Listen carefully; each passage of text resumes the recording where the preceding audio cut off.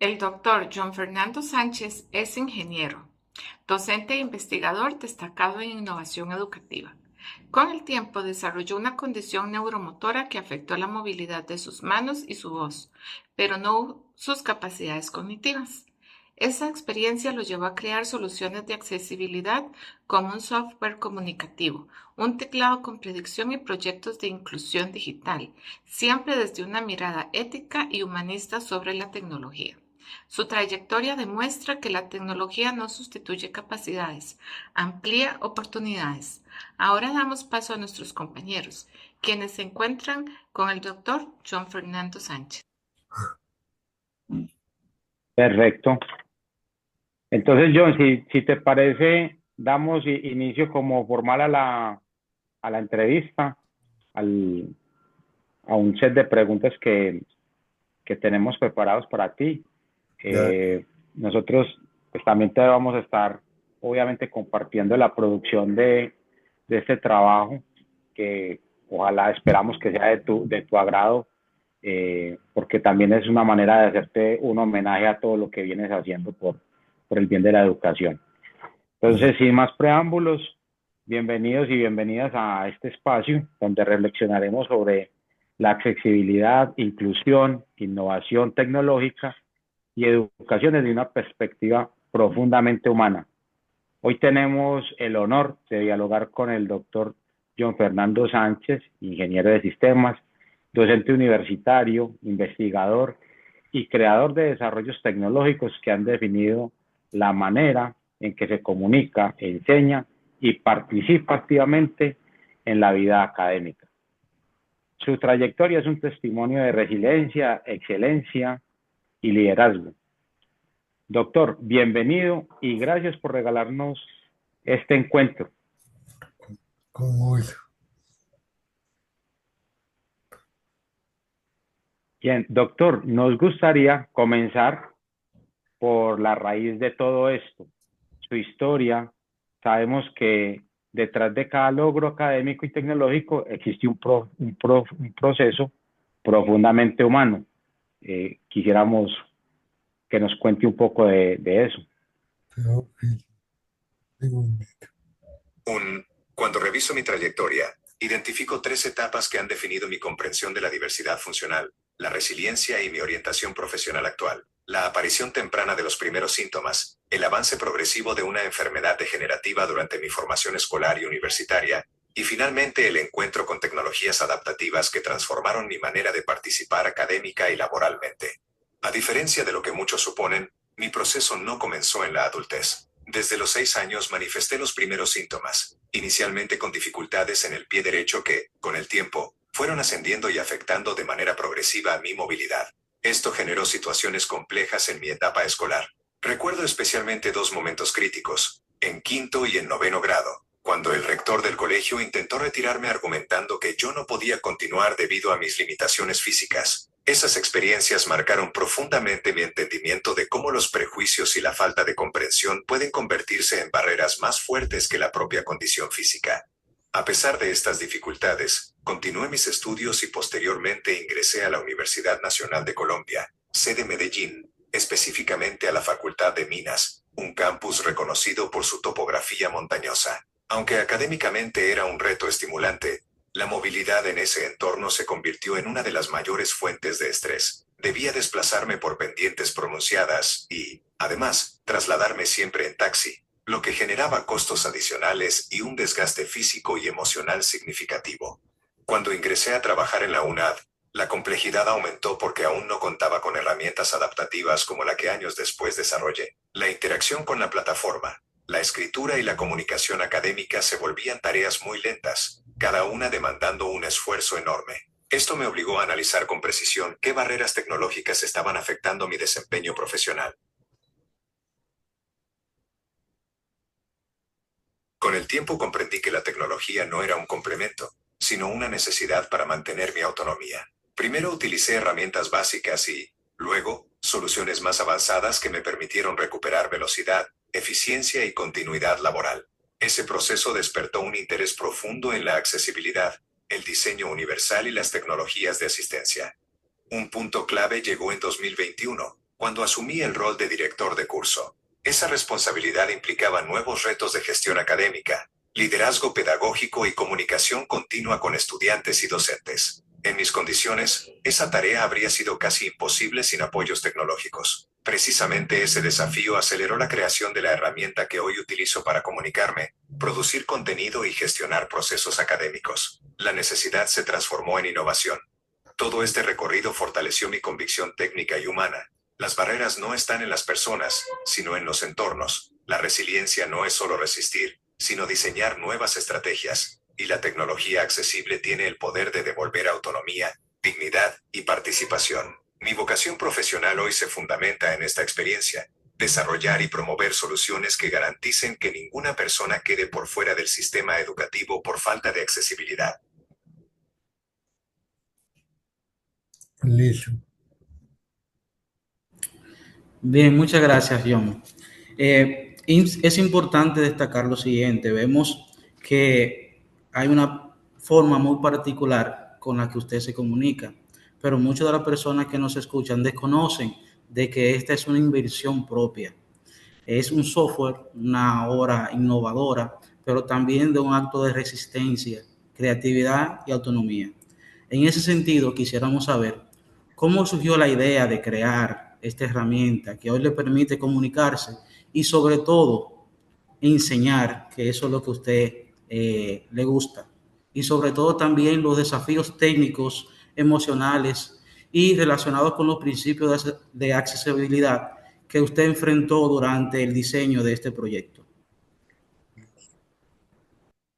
2. La idea de crear la herramienta que hoy utilizo para comunicarme y desempeñar mis funciones docentes no surgió de un momento puntual, sino de una necesidad acumulada a lo largo de los años. Durante mis primeras etapas laborales, especialmente en la UNAD, me encontré con una brecha muy clara entre mis capacidades físicas en progresiva disminución y las exigencias tecnológicas y comunicativas del rol académico. Las soluciones existentes en ese momento eran limitadas, poco adaptadas a mi contexto y, en muchos casos, ineficientes para manejar tareas complejas como escribir, evaluar, responder mensajes o preparar contenidos educativos. A partir de esa realidad, comencé a analizar sistemáticamente los puntos críticos de accesibilidad: tiempos excesivos de respuesta, interfaces que no consideraban restricciones motoras, herramientas de dictado con baja precisión, y plataformas que, aunque funcionales, no estaban pensadas para usuarios con movilidad reducida severa. Ese diagnóstico inicial fue el detonante de la idea. Si no existía una herramienta que respondiera a mis necesidades reales de comunicación, entonces era necesario construirla desde cero. El diseño del software implicó varios desafíos técnicos. Por un lado, debía desarrollar un mecanismo de entrada que compensara la mínima capacidad de movimiento disponible, lo que implicó integrar conceptos de interacción alternativa, predicción de texto, automatización de macros y optimización del tiempo de escritura. Por otro lado, fue necesario adaptar algoritmos para que aprendieran de mis patrones de uso y fueran capaces de anticipar mis necesidades comunicativas, haciendo el proceso más fluido y menos demandante físicamente. Un segundito.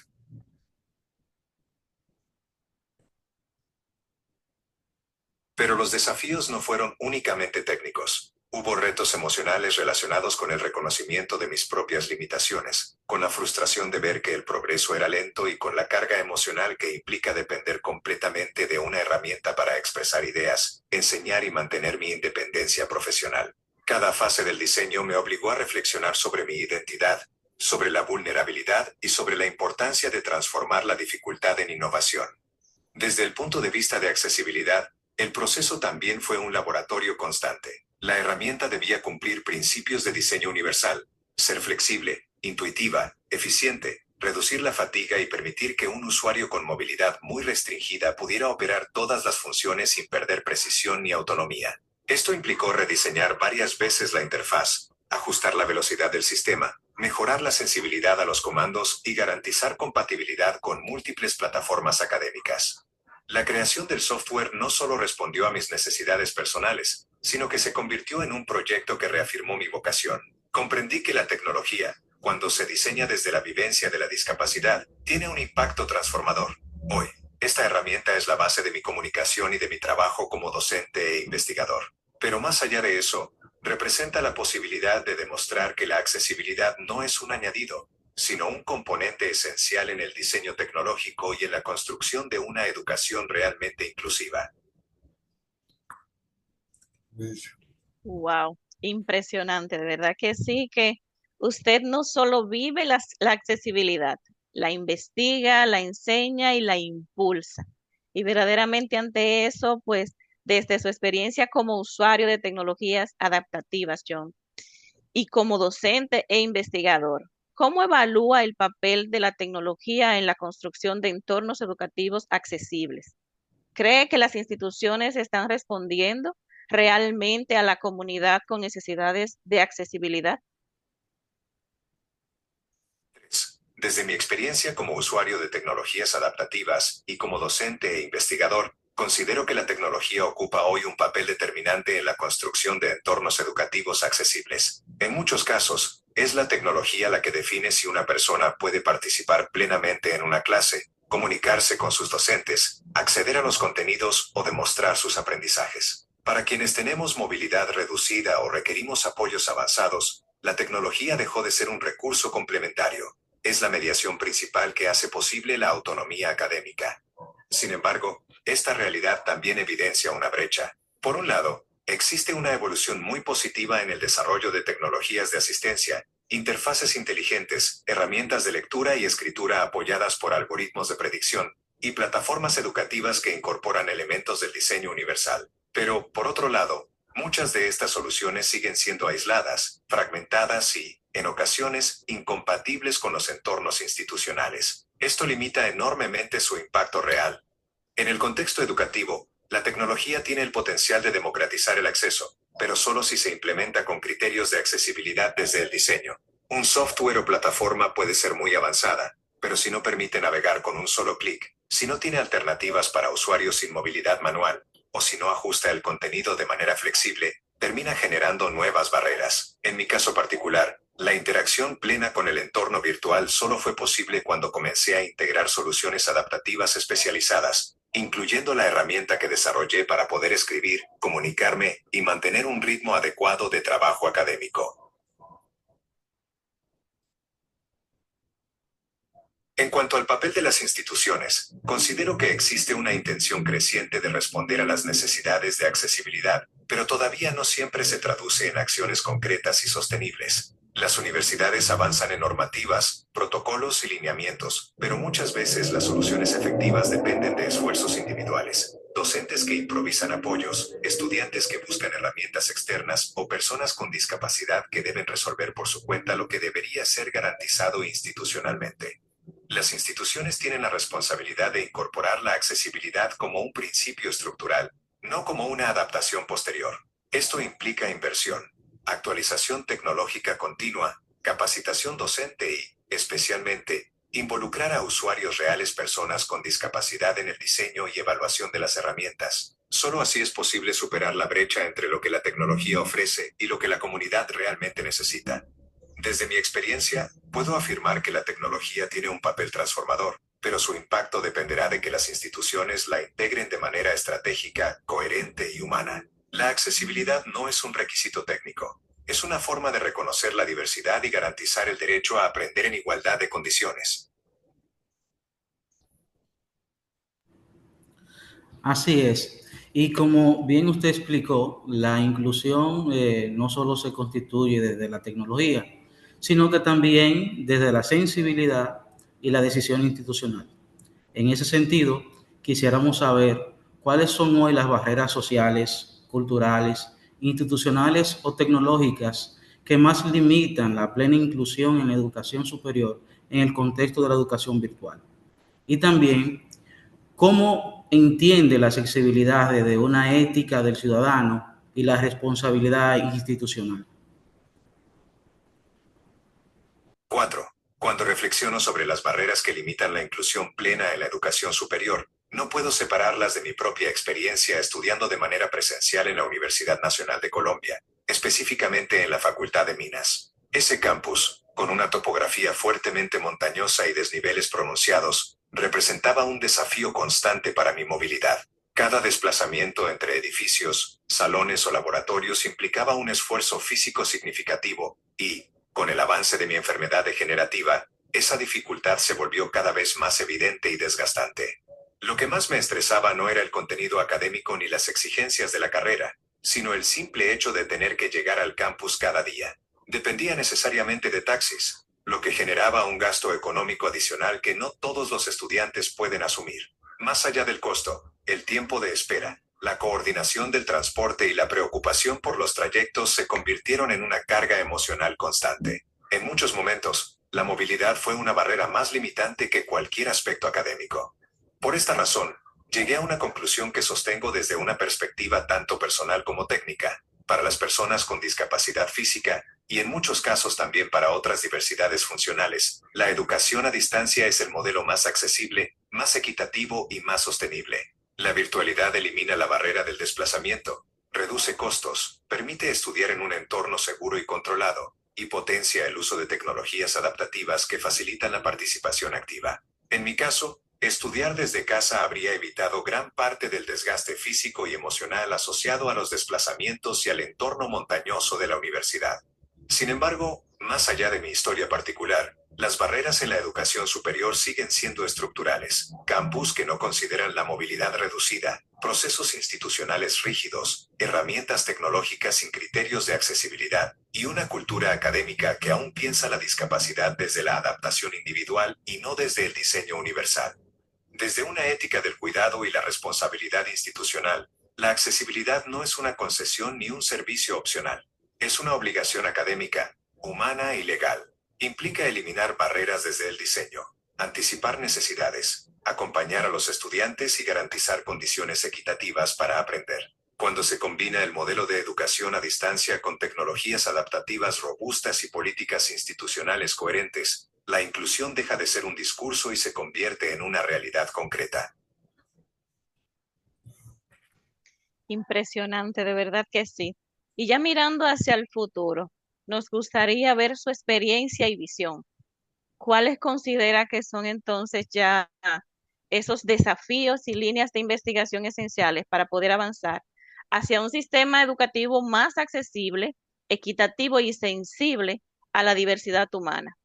¿Y qué mensaje transformador quisiera dejar a quienes diseñan, enseñan e investigan para construir una educación verdaderamente inclusiva? Cuando pienso en los desafíos y en las líneas de investigación necesarias para avanzar hacia un sistema educativo más accesible, equitativo y sensible a la diversidad humana, veo un panorama que combina necesidades urgentes con oportunidades enormes de innovación. En primer lugar, considero fundamental investigar cómo integrar principios de diseño universal para el aprendizaje en todas las etapas del desarrollo curricular. No basta con adaptar materiales, es necesario repensar metodologías, evaluaciones y entornos virtuales desde la diversidad, para que las personas con discapacidad no dependan únicamente de ajustes posteriores.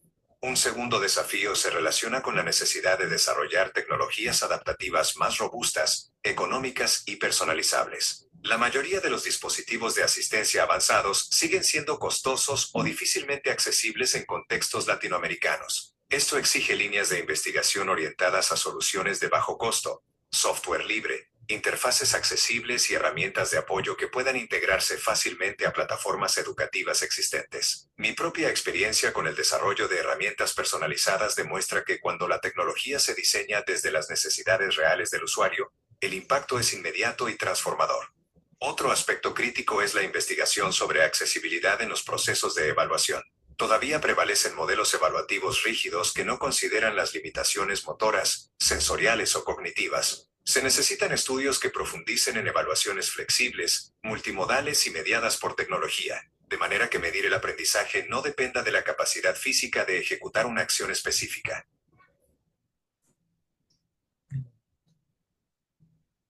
Sí.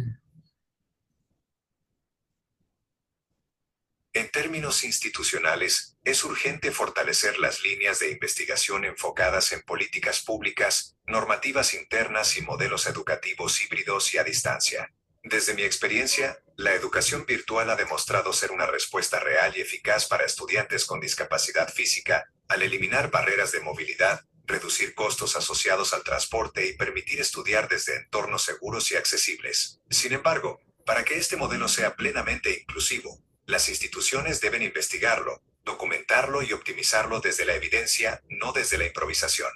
Asimismo, se requiere avanzar en investigaciones relacionadas con interacción humano-computador orientada a la accesibilidad, especialmente en áreas como predicción inteligente, interfaces adaptativas, reconocimiento de voz de alta precisión, lectura de pantalla mejorada y automatización basada en inteligencia artificial. Todas estas tecnologías pueden reducir significativamente la carga física y cognitiva de los estudiantes con discapacidad. Considero esencial abrir líneas de investigación que aborden la accesibilidad desde una perspectiva ética y humana, la ética del cuidado, la corresponsabilidad institucional y el impacto social de las tecnologías de apoyo. La inclusión no depende solo de herramientas, depende de la comprensión profunda de que cada persona aprende de manera diferente y tiene derecho a participar plenamente.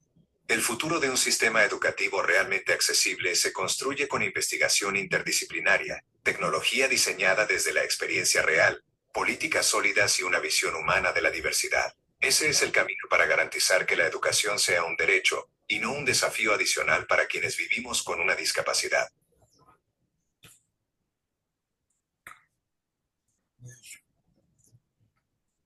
Doctor, de verdad que nos sentimos muy agradecidos de tenerle aquí en nosotros. Y antes de cerrar este diálogo tan valioso que tenemos con usted, nos gustaría aprovechar su mirada única, porque usted no solo usa la tecnología, sino que usted la piensa, la diseña y la proyecta desde la intersección tan necesaria que debe haber, que debe existir entre la ingeniería, la pedagogía y la experiencia vivida. En ese sentido, queremos hacerle ya dos últimas preguntas que tienen que ver cómo mira el futuro, un futuro que ya está empezando a escribirse. Desde su perspectiva como innovador, ¿cómo usted imagina el futuro de la comunicación aumentativa y alternativa con tecnologías emergentes como la inteligencia artificial generativa, los teclados adaptativos con aprendizaje automático o incluso las neurointerfaces del tipo Neuralink? Y más allá de lo técnico, doctor, también queremos saber qué oportunidades reales abre este horizonte para las personas que dependen de estas herramientas, pero también qué riesgos éticos debemos anticipar, ¿verdad? Para que la accesibilidad universal no se convierta en una promesa vacía. Desde mi experiencia como usuario de tecnologías de apoyo y como desarrollador de herramientas para la comunicación asistida, visualizo el futuro de estas tecnologías como un campo en expansión, impulsado por la inteligencia artificial generativa, los teclados virtuales con modelos de aprendizaje automático y, eventualmente, las neurointerfaces. Cada uno de estos avances tiene el potencial de transformar radicalmente la autonomía de las personas con discapacidad, siempre que se desarrollen bajo criterios éticos, científicos y de accesibilidad universal.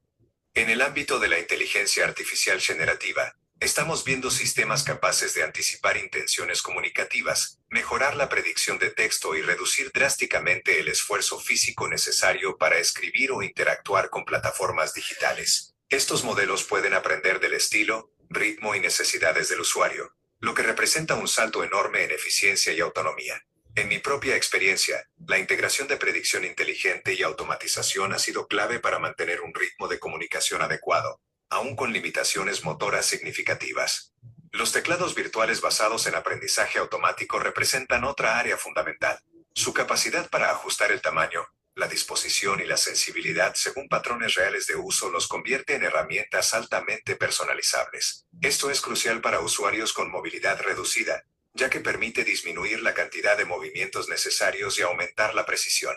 Veo un futuro en el que estos teclados sean completamente adaptativos, capaces de aprender del usuario y ajustarse de manera dinámica en tiempo real.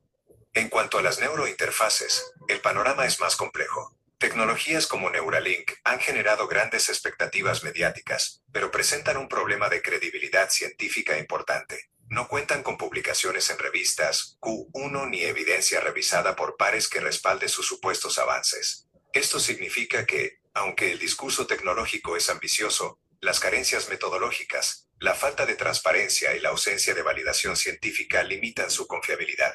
Una tecnología que pretende interactuar directamente con el cerebro no puede desarrollarse sobre promesas. Requiere evidencia robusta, protocolos éticos estrictos y resultados replicables. En ese sentido, las neurointerfaces tienen potencial, pero aún están lejos de ser herramientas accesibles, seguras y aplicables en contextos educativos o comunicativos. Los riesgos éticos también son significativos. Dependencia excesiva de tecnologías no validadas, vulnerabilidad de datos biométricos, posibles sesgos algorítmicos y la creciente desigualdad entre quienes pueden acceder a tecnologías avanzadas y quienes no. Además, existe el riesgo de que el enfoque se desplace hacia lo comercial y no hacia lo humano, dejando de lado a las personas que realmente requieren estos apoyos. Aún así, las oportunidades son enormes. Comunicación sin barreras físicas, herramientas inteligentes capaces de adaptarse a cualquier limitación y un ecosistema educativo verdaderamente inclusivo. Pero para llegar allí, necesitamos ciencia rigurosa, desarrollo ético y participación activa de las personas con discapacidad en el diseño, evaluación e implementación de estas tecnologías. Si tuviera que dejar un mensaje para quienes diseñan, enseñan e investigan, sería este. La tecnología solo es transformadora cuando nace del respeto por la dignidad humana. No diseñen para la discapacidad como un problema, sino para la diversidad como una realidad.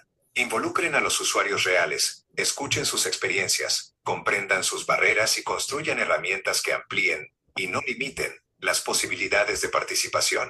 Solo así podremos avanzar hacia una educación verdaderamente inclusiva, humana y accesible para todos. Muchas gracias.